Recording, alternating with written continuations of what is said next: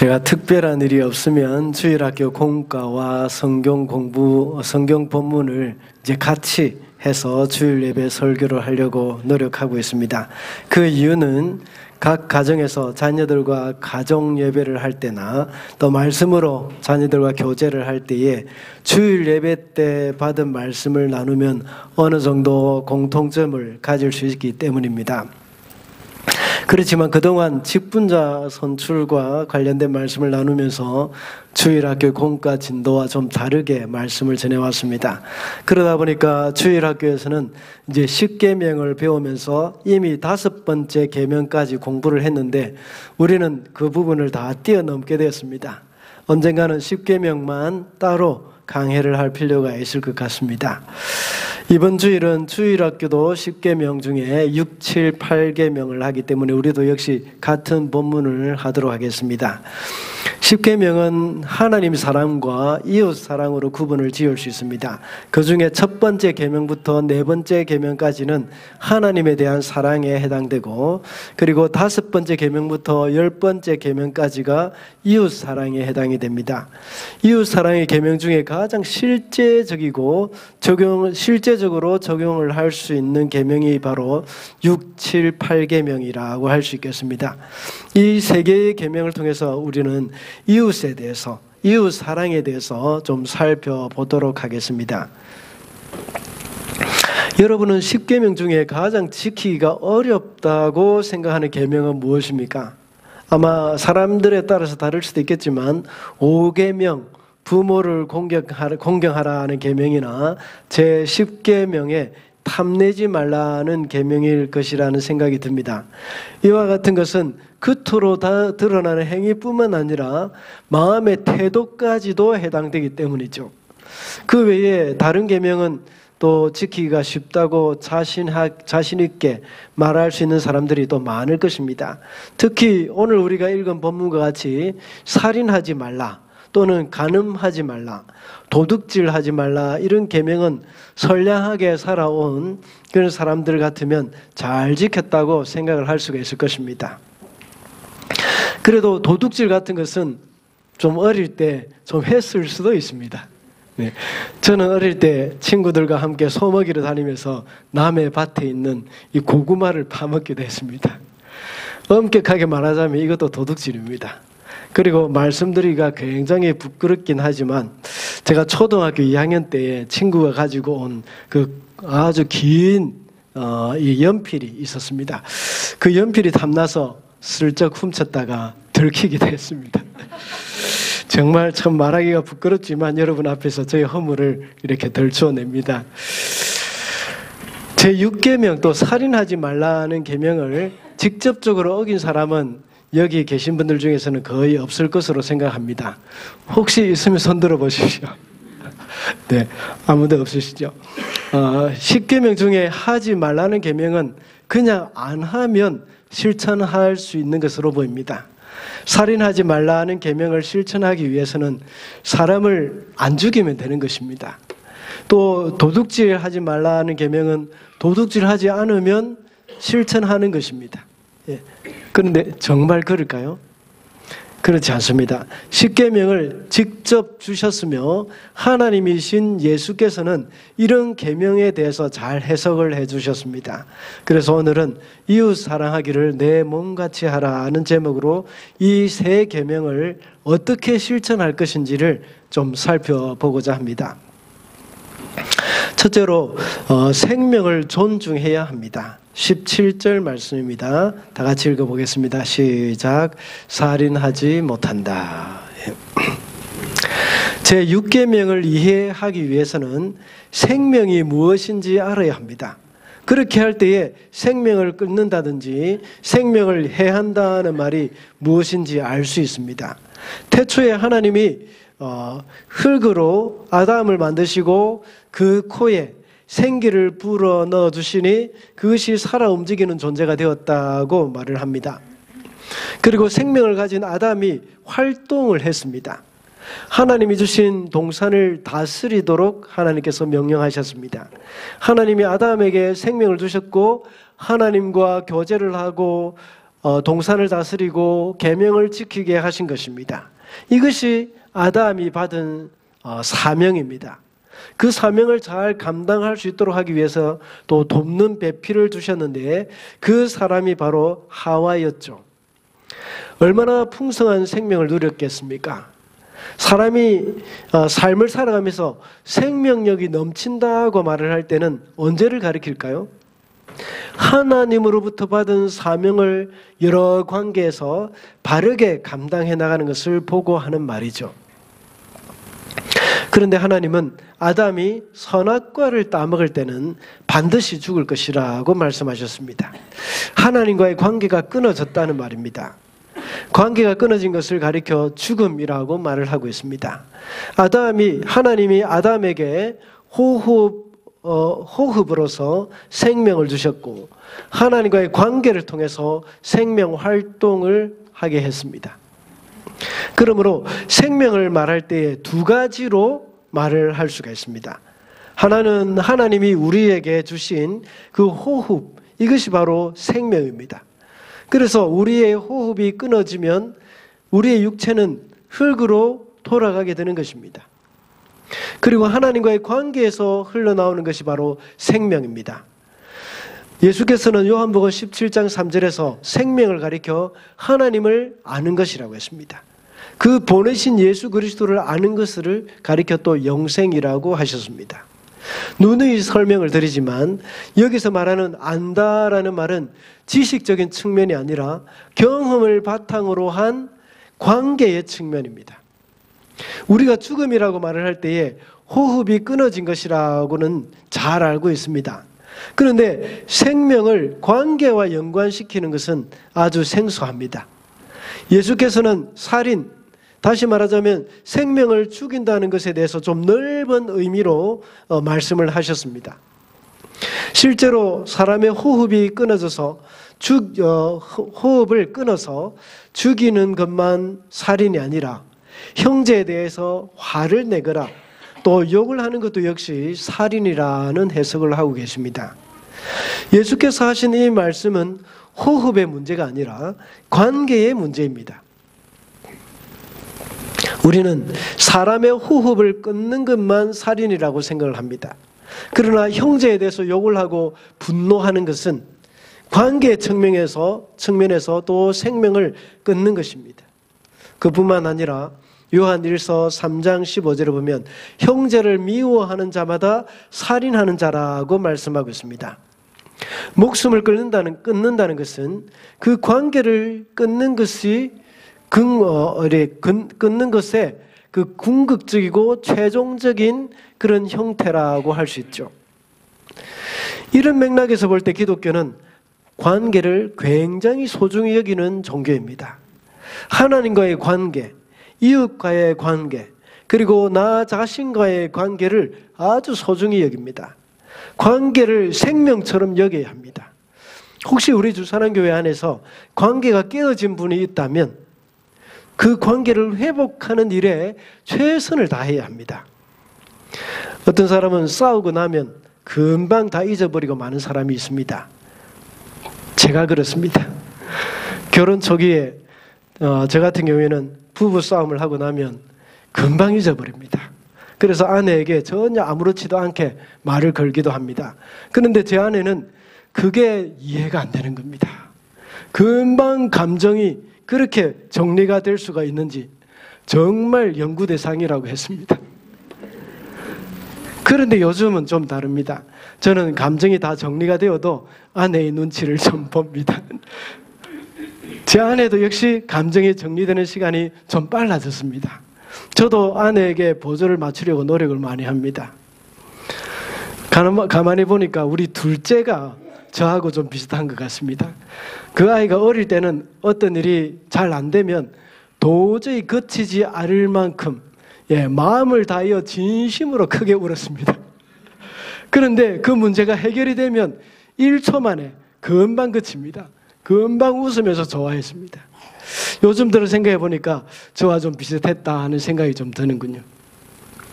저 같은 사람은 관계가 깨어진 후에 사과하고 나면 나는 됐다고 생각하고 자신의 마음은 편해집니다.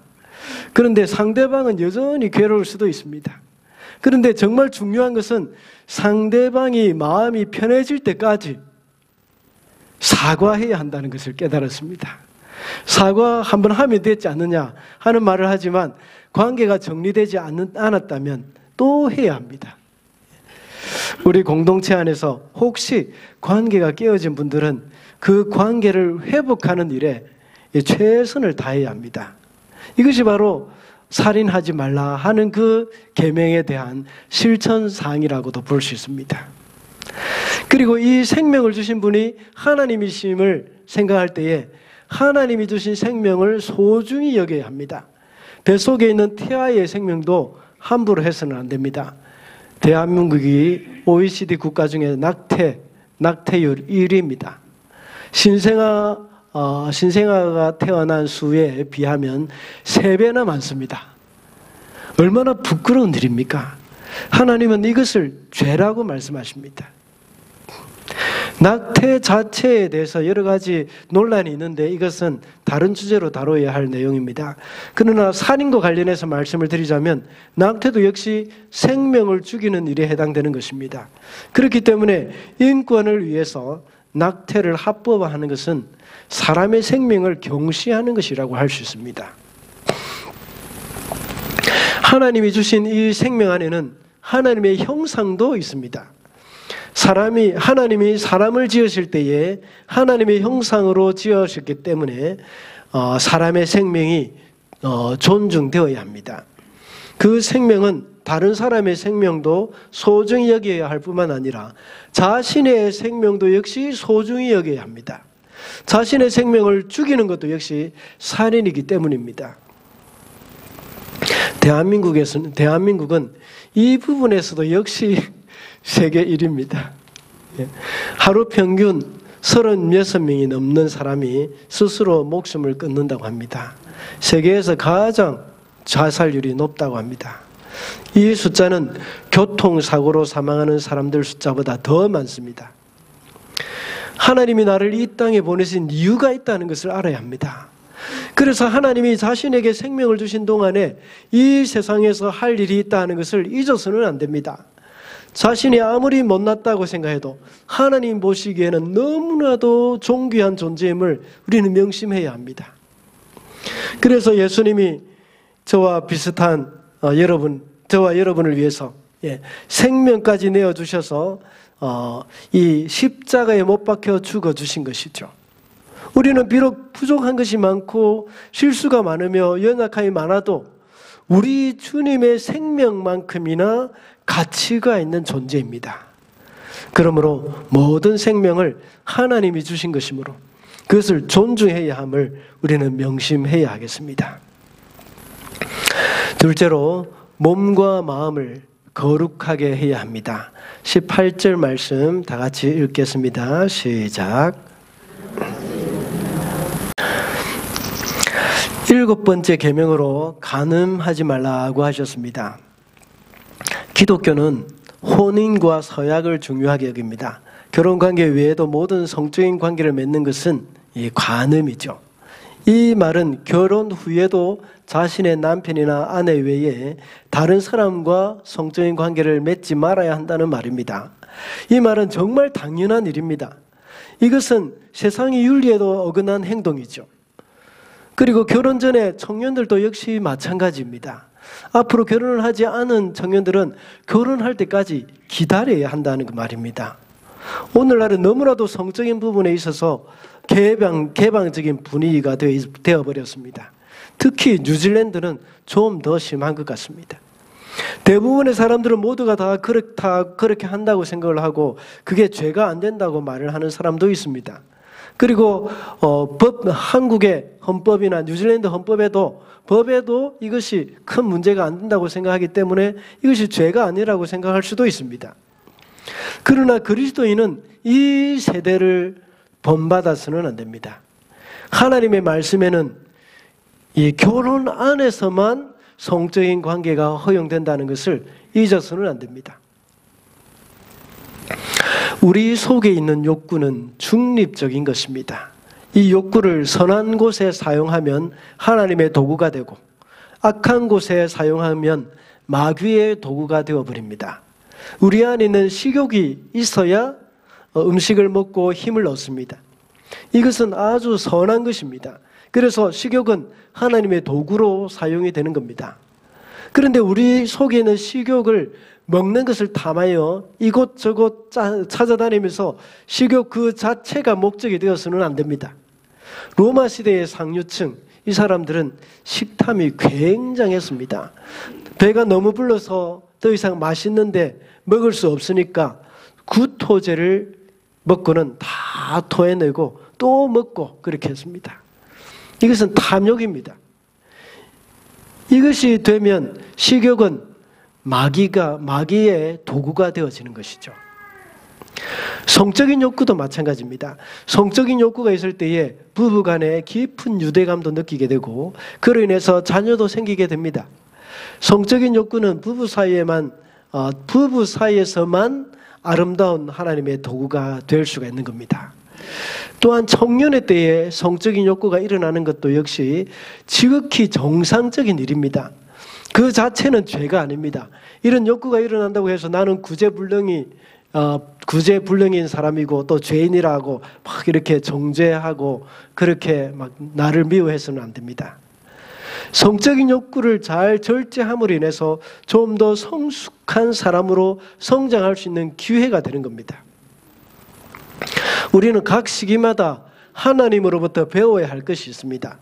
결혼 전에는 이런 욕구를 잘 다스리는 훈련을 하는 것을 하나님이 원하십니다.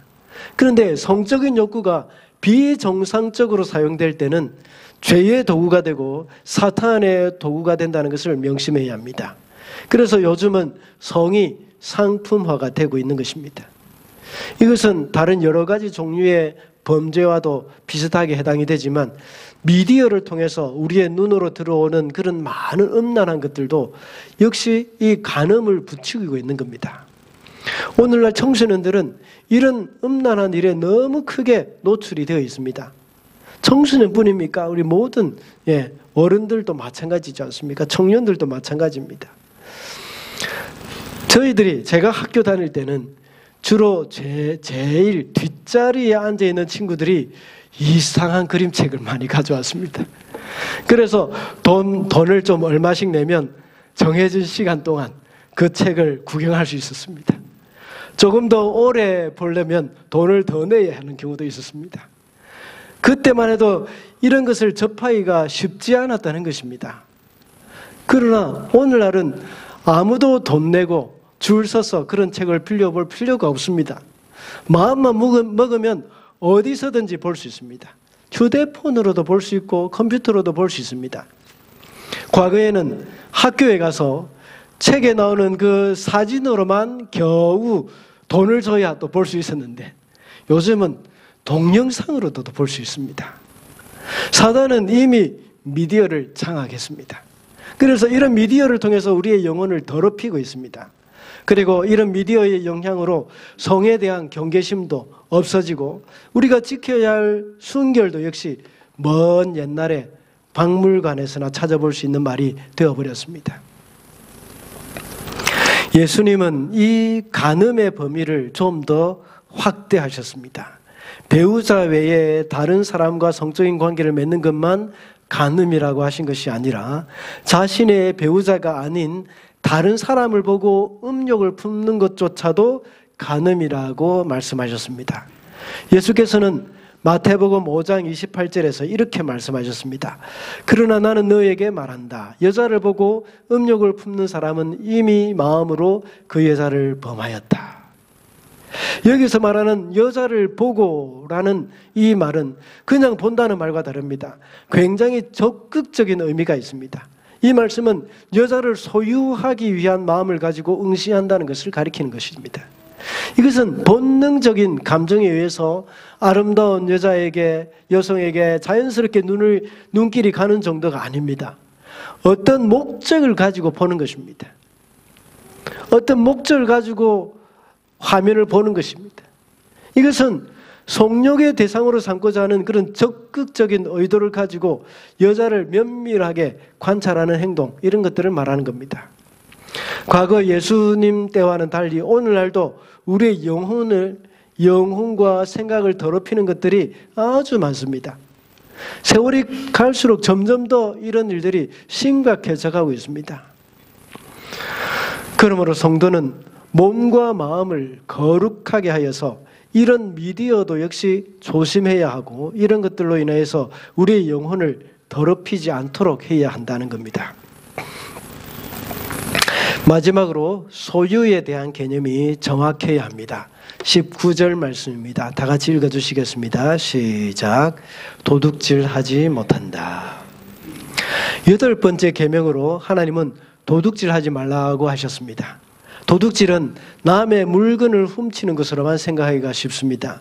앞서 제6계명에서 말씀드렸던 바와 같이 살인하지 말라는 것을 설명하기 위해서 생명에 대해서 알아봤습니다.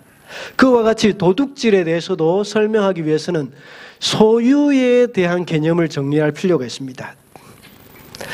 제가 사역하던 파푸아 뉴기니에서는 우리가 생각하는 도둑질은 도둑질이 아닙니다.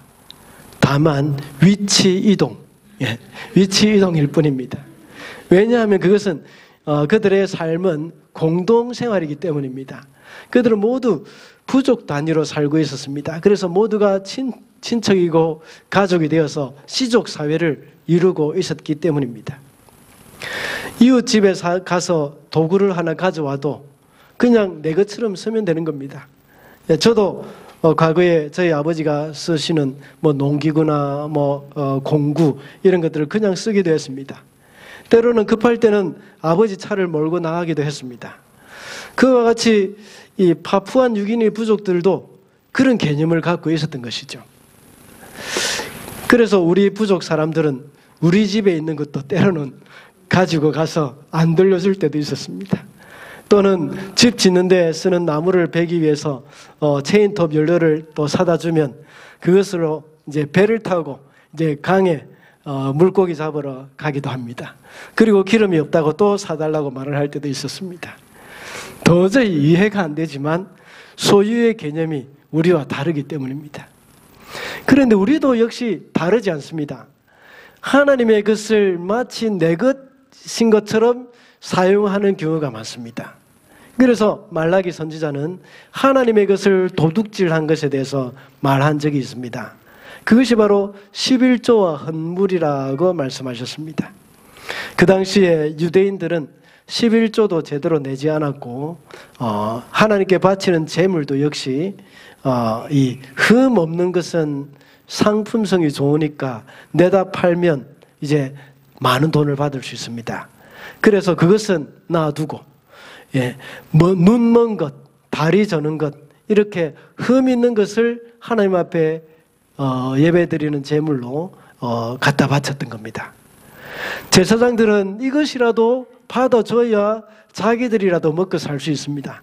그래서 흠 있는 제물이라도 가져오면 다행이라고 생각하고 돌려보내지 않고 다 받아줬습니다.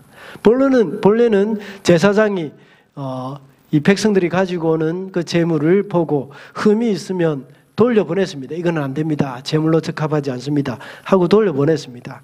그런데 그때 당시는 워낙 백성들이 하나님 앞에 예물 드리는 것이 없으니까 이 제사장들이 먹고 살 것이 없는 거예요. 그러니까 그거라도 가져오면 반갑게 받아주는 겁니다. 11조라는 것은 모든 소유가 하나님의 것이라는 것을 고백하는 행동입니다. 만약 그렇게 하지 않고 우리가 다 써버린다면 어느 순간 그 모든 것이 자신의 소유라고 생각할 것이기 때문이죠. 선악과도 마찬가지입니다. 동산 안에 있는 모든 나무의 실과를 다 먹을 수 있지만 선악과 하나만은 안전장치로 남겨둔 것입니다. 왜냐하면 에덴 동산의 주인은 하나님이시라는 것을 알도록 하기 위한 것입니다. 물론 선악과의 의미가 많이 있지만 이 부분에 있어서는 11조의 개념과 같은 것입니다. 하나님이 우리에게 주신 것을 우리가 다 사용을 할 수 있지만 그 중에 10분의 1을 하나님께 구별하여 드림으로써 이 모든 것이 하나님의 것입니다 하는 것을 우리도 인식하게 되는 것이고 또한 하나님께도 우리가 삶으로 고백하는 것이 되는 겁니다. 11조는 모든 것이 내 것이 아니라 하나님의 것임을 기억하는 가장 기본적인 안전장치입니다. 11조를 내야 하는지 말아야 하는지에 대한 논란은 약 20년에서 25년 전에 있었지만 이제는 다 잠잠해졌습니다. 저도 11조를 왜 내야 하는가에 대해서는 과거에 몇 차례 설교를 한 적이 있었기 때문에 더 이상 그것을 설명하지는 않겠습니다. 그러나 지난 직분자 선출 때 후보 기준을 11조와 주일 성수로 했기 때문에 몇몇 분의 질문이 있어서 이 자리에서 또 설명을 좀 해드려야 할 것 같습니다. 물론 그분들에게는 설명을 다 해드렸습니다. 이 가장 많은 질문이 이것이었습니다. 11조를 다른 선교사님이나 어려운 교회에 나누어 보내면 안 되느냐 하는 질문입니다. 그러나 그것은 11조가 아니고 선교 헌금 또는 구제 헌금입니다. 성경에 보면 이스라엘 백성들은 매년 11조를 드렸습니다. 매년 드렸습니다. 그런데 신명기 26장 12절에 보면 3년마다 한 번씩 레위인들과 나그네 그리고 고아와 과부들을 위하여 11조를 한 번 더 드렸습니다. 이것은 매년 11조를 드리고 3년에 한 번씩은 10의 2조를 드린 것입니다. 이런 것을 볼 때에 11조를 하나님께 드리고 구제비나 선교비를 따로 드렸다 하는 것을 우리가 알 수가 있는 것이죠. 물론 모든 소유물이 하나님의 것이지만 11조만큼은 구별해서 하나님께 드려야 할 것입니다. 그런데 그것을 내 것인 것처럼 임의로 나누어서 구제비로 내거나 선교비로 나누어서 내는 것은 온전한 11조라고 할 수는 없습니다. 물론 전혀 그것조차 하지 않는 것보다는 낫다는 사실은 그것은 인정할 수 있습니다. 그리고 개인 사업을 하시는 분들은 11조 계산하기가 쉽지 않을 것입니다. 그런데 사실 세금 낼 때는 하나하나 잘 계산하지 않습니까? 물론 내가 손해보지 않고 세금을 정확하게 내기 위해서 계산을 하는 경우가 대부분일 것입니다.